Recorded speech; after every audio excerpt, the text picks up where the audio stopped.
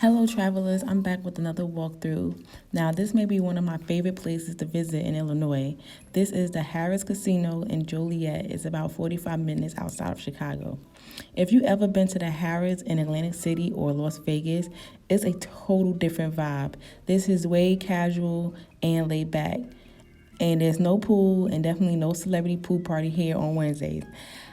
I have just a few features to share with you and then I'll let the video roll.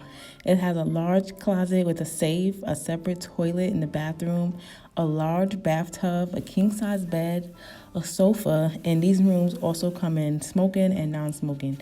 If you ever stayed here before, comment below and share your experience with us. Again, I apologize in advance for not turning my camera sideways.